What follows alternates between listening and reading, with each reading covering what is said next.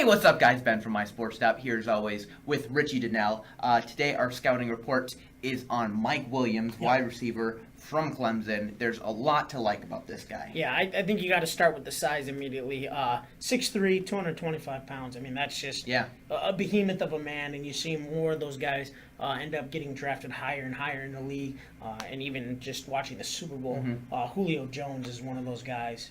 Very comparable to Mike Williams in that term of how big he is. And another thing comparable to Julio and other guys like Terrell Owens and Randy Moss, he wins the 50-50 balls. Yeah. Whenever Deshaun Watson was able to just throw it up in the air, Mike Williams was there to catch it. Right, and he had a big one in the national championship game. They were driving down to score, and Deshaun just kind of put it up there, and Mike Williams went and made a play.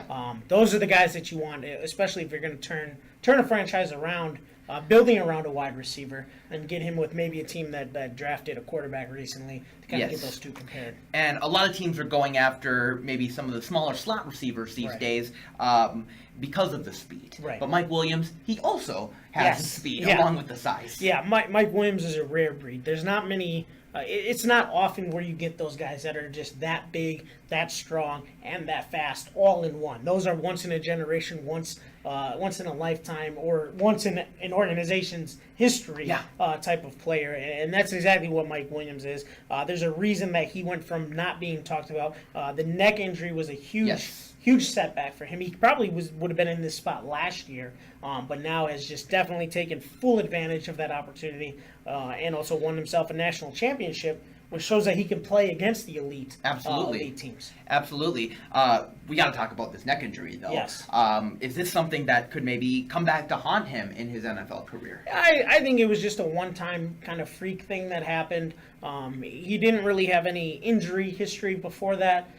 It was just kind of one of those things. Now, neck injuries can be super serious. We saw Nick Collins and his career because of a neck injury. Now, Jonathan Franklin. Right, and maybe he does end up getting it hit again in the NFL, but with those injuries, you can never really tell or predict them necessarily happening, whereas more of an injury-prone guy. He's never really been that. This was kind of, I think, a one-time thing, and he's definitely going to be worth the top pick, whoever takes him. Let's hope so. Now, you compare him to Julio Jones. Yes. One comparison I saw online that really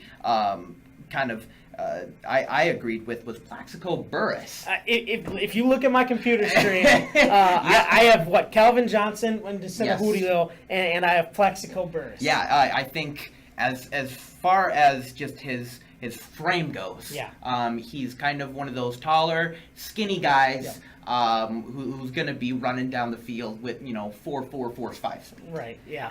He just, like I said, guys like that don't come along very often. Yeah. So when you have the opportunity to take a player like that, I mean, just ask Atlanta, ask Detroit, the Vikings. Yeah. They'll tell you that you can't pass up on a guy like this. I agree. So where do you see him getting picked in the first round? I think he's going to be a top 10 lock. Okay. I think the combine is just going to answer all the questions of how fast he truly is versus a straight line speed versus his game speed. But he's going to pass everything with flying colors.